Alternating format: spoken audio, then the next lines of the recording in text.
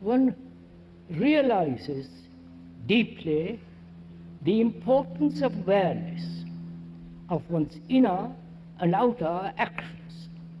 Yet one slips into inattention so easily.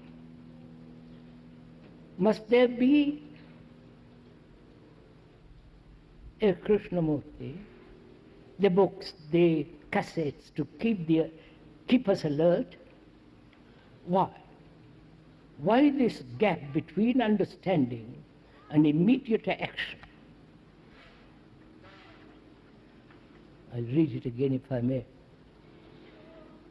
One realizes deeply the importance of awareness of one's inner and outer actions.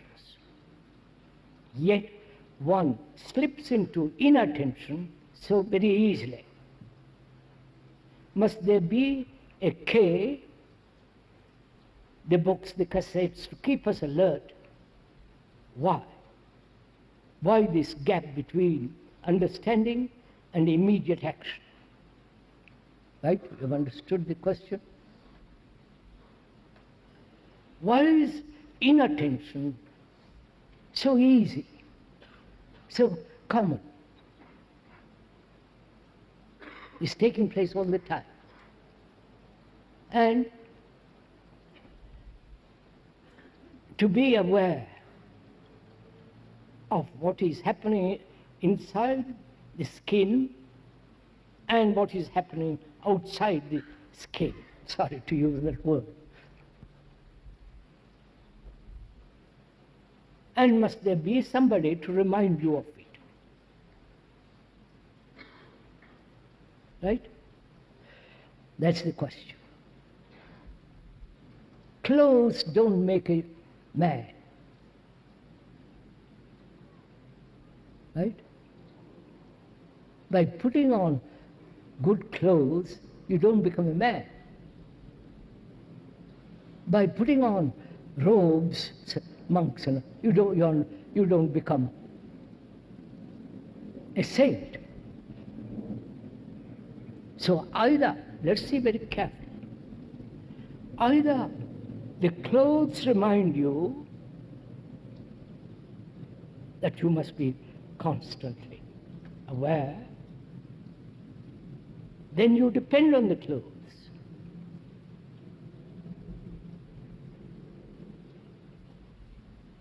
Whether clothes be some kind of light, that's unimportant.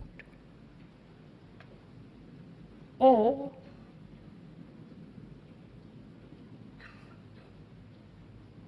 without this outward garment, can one be aware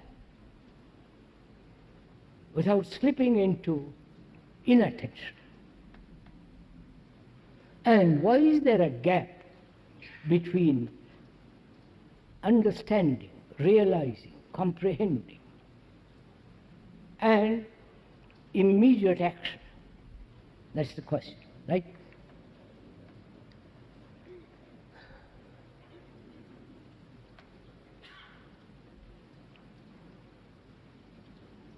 What is it to be aware?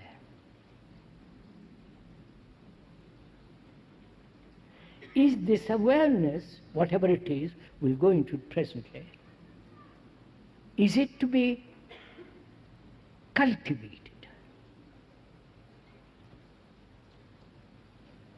developed through practice? Say, I must be aware and meditate on that awareness and remember and have some kind of thing to remind you of it constantly. Whether a picture,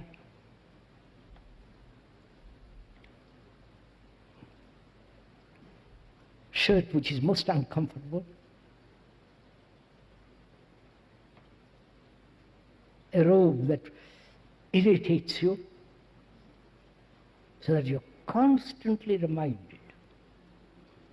to be aware. So, let's find out what it means to be aware.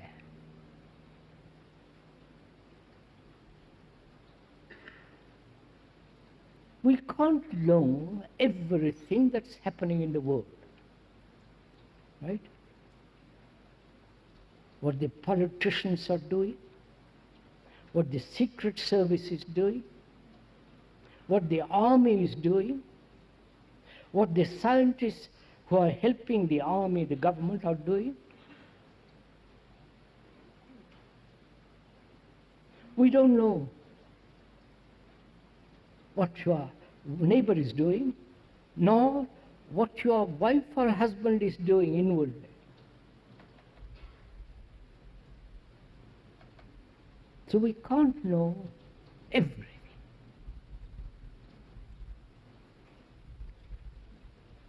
But we can know or become aware this movement inwardly. Now, is that movement different from the outer movement? You must be very clear on this point.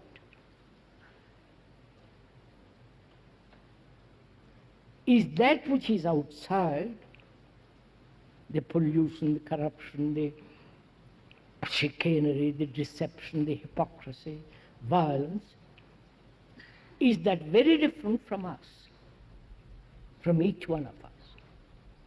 Or it's a movement out and a movement in?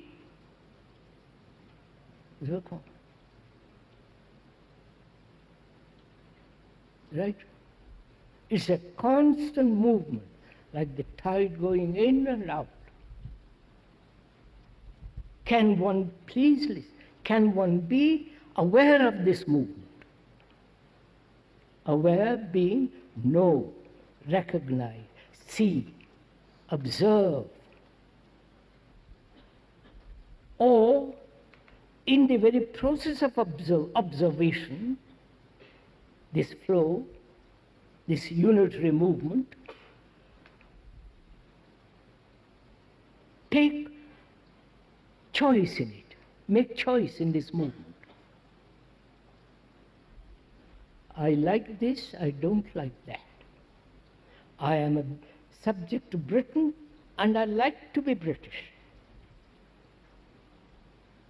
Or a Swiss citizen. It gives me a passport, I can travel all over the world, etc., etc. So, in this movement, is the awareness based on choice, the observation. You are following all this, sirs? Watch it, as you are sitting there, would you, if I may suggest, would you watch it? Aware. And if your reactions are so quick, say, I better have that, not that. Right?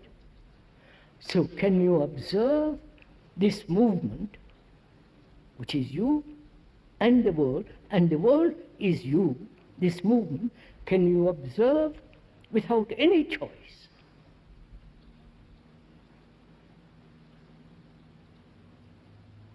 That observation is awareness, which you don't have to cultivate, which you don't have somebody to remind you of it. Books, tapes, and all the rest of it. Once you see for yourself the truth of this, that this movement out there and the movement in here are essentially similar. They may vary a little bit here and there, but it's the same movement that has created the world, the society, the army, the navy, the scientist, the politician. That movement is you.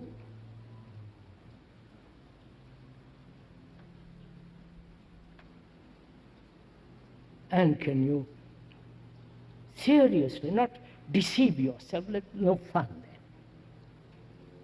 If you want to deceive yourself, you're welcome. But it doesn't lead anywhere. But if you want to go into it very, very deeply, awareness without choice and the observation of this movement without any direction, that requires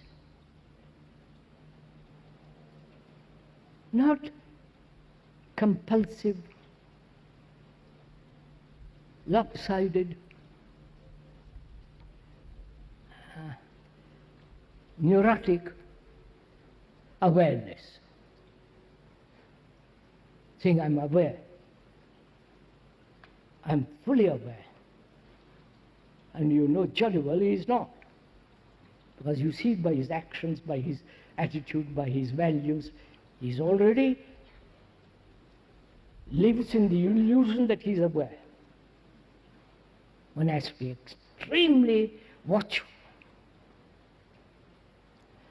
And naturally, that attention, awareness cannot be constant. Cannot. But to know it is not constant, you following this? To be aware that it is not constant is to be aware of inattention. I wonder was I concrete. You understand what? I don't know what I've said, but I'll come back to it.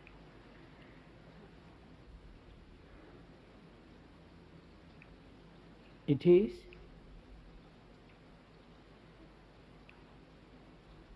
to be aware of inattention is attention. Right? And as one cannot reasonably, sanely say, I'm going to be alert from the moment I wake up to the moment I sleep. You can't. Unless you're a neurotic. Unless you have practiced and said, yes, I'm going to be aware, I'm going to be aware. Then it becomes words, it's no meaning. But if you see that this attention, awareness cannot be maintained all the time, which is a fact, then inattention, not being attentive, has its value, has its meaning. Because in inattention you discover that you're not attentive. You've got it? Good. And the questioner says, why is there a gap between understanding and immediate action?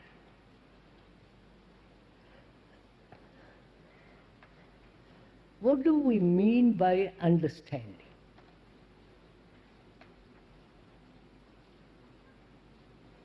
I understand that communist world, Russia has entered Afghanistan. I understand that. I understand what terrible thing they have done. Not only Russia, but all countries have done this. And the present state in Afghanistan is terrible. I understand it. What has been the cause? The desire to expand, dominate, and so on. I understand it. Somebody explains this nature and the structure of the atom. I listen carefully. I say, yes, I understand what you're saying. I listen to some philosopher.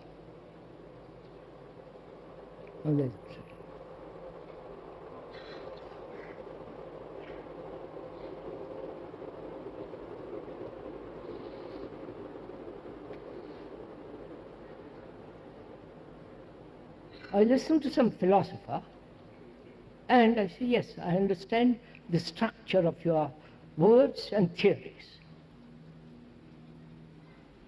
That is, all that is intellectual discernment. Right? That's the function of the intellect.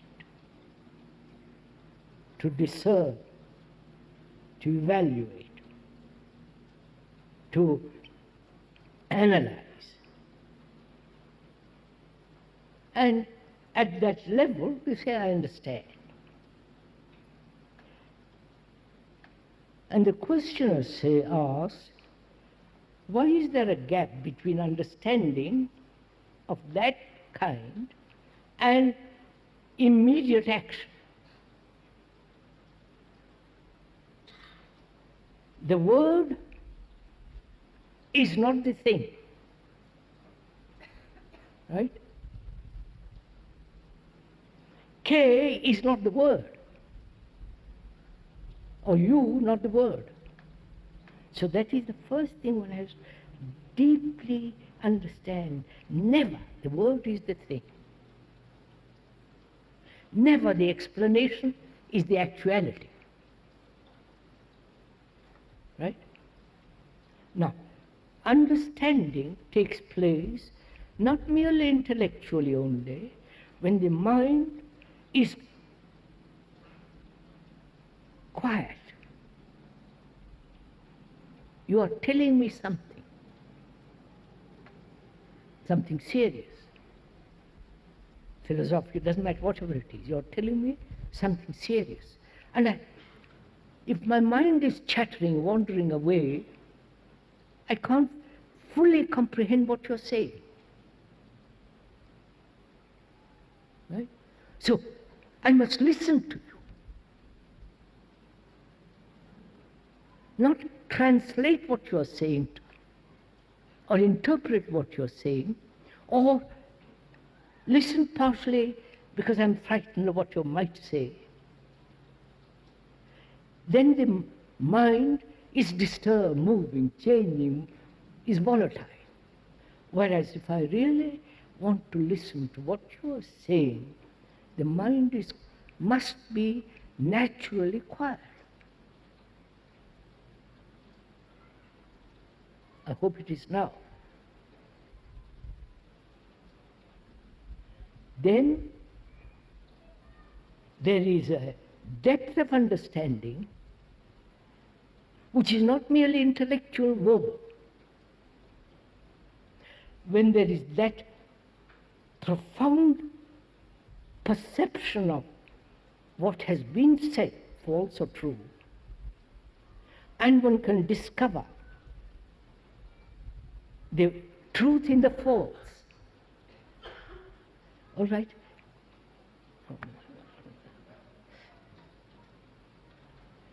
Then, in that state of silent observation, action is naturally immediate. There is no gap between the two. Look, sir, when you are standing on a precipice, you don't argue. Your intellect say, let's discern, let's all think about it. You jump away from the danger. Right? There is immediate action, which is a form of self-protection, which is healthy, natural, normal. You don't stand in front of a bus which is running you down, or stand looking at a dangerous snake or animal. It is natural, instinctive response to save yourself. Unless you are drugged and say, well, I'm going to stop the tiger, then of course, jump out of the window and show you how strong I am against gravity, and so on. But if the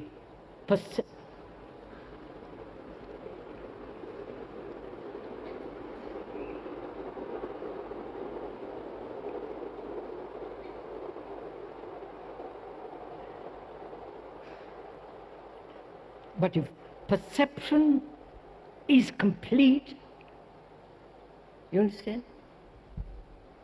Which can only take place when the mind is quietly listening, not accepting, not denying, but listening. Then that perception and action are the same. It's not perception and I'll wait for action.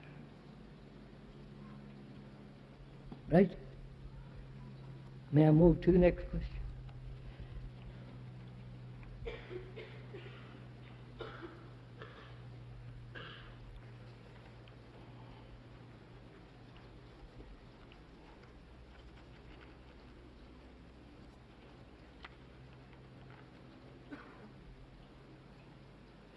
I have understood the things we have talked over during these meetings, even if only intellectually. I feel they are true in a deep sense. Now, when I go back to my country, shall I talk about your teachings with friends, etc.? Or, since I'm still a fragmented human being, will I not produce more confusion and mischief?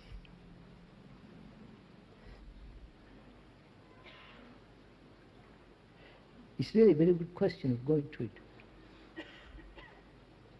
You understand it?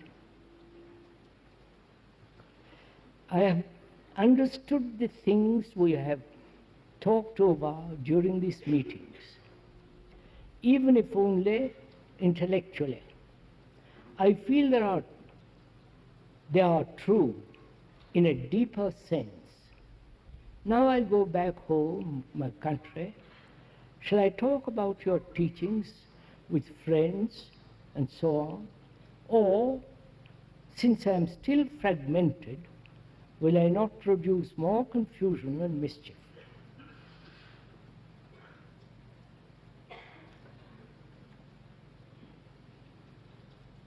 I have understood the things that we have talked about. The things. You know, the word thing comes from Latin res, which is thought. Go into it. The thing, the statue, the painting, the books, the edicts, the sanctions of the church, and so on, all of it are things. And thing is the movement of thought.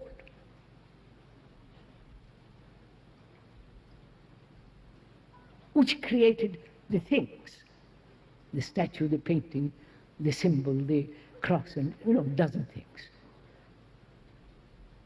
Now, has one understood not the thing, but the nature of thought, how it arises, and what is its activity? If that is fully, deeply comprehended, then the questioner says, when I go back to my home, shall I talk about about the teachings, your work? Since I am still fragmented, will I not create more mischief and confusion?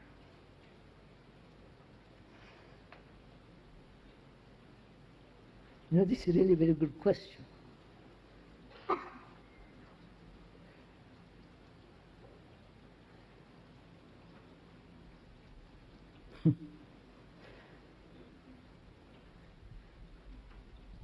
All the religious talk, the priest, the guru, the whole works, are promulgated by fragmented human beings. Right? Though they say we are high up, they're still fragmented human beings. Right? And we are spreading all that. I don't know if you realize it. I may say I am a complete human being. I know heaven, I know illumination, I know all the rest of it. You understand? The moment I have said I have attained, you are fragmented human being. Right? The priests have said it, only moderately. And we are spreading what they are telling us. Because we are fragmented human beings like them. Therefore we accept another fragment. I wonder if you see this.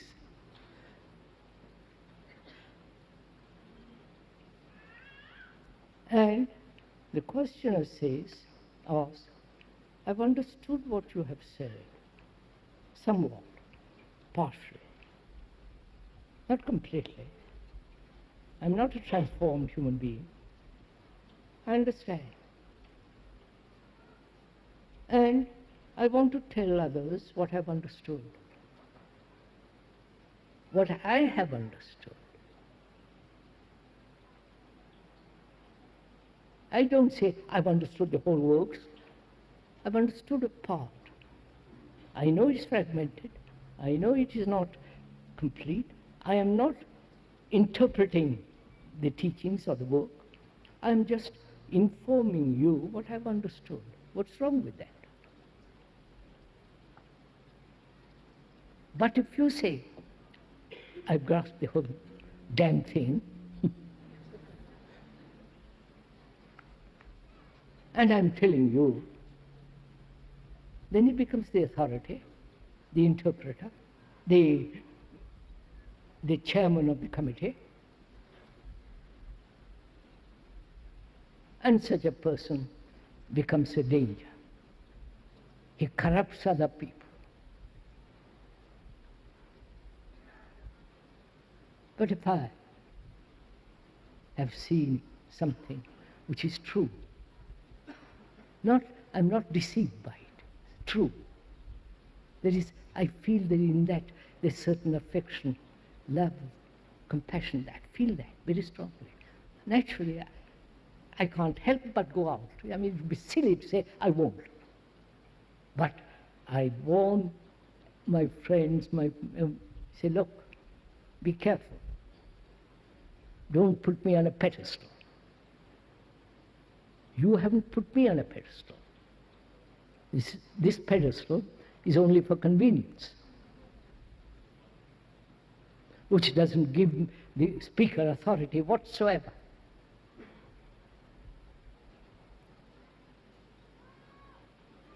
But as the world is so corrupt, and human beings who are tied to something or other, to a belief, to a person, to an idea, to an illusion, to a dogma, they are corrupt. And that corruption speaks. And we also are somewhat corrupt, so we join the crowd.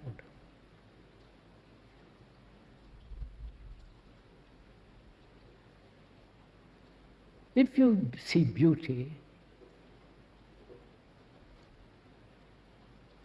of these hills,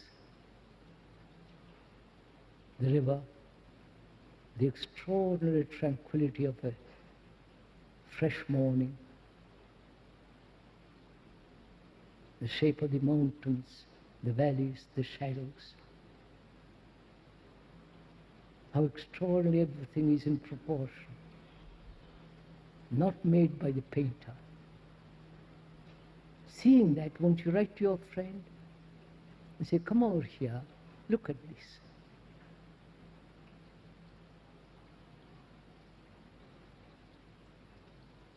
Then you are not concerned about yourself, but about the beauty of the moment. You understand?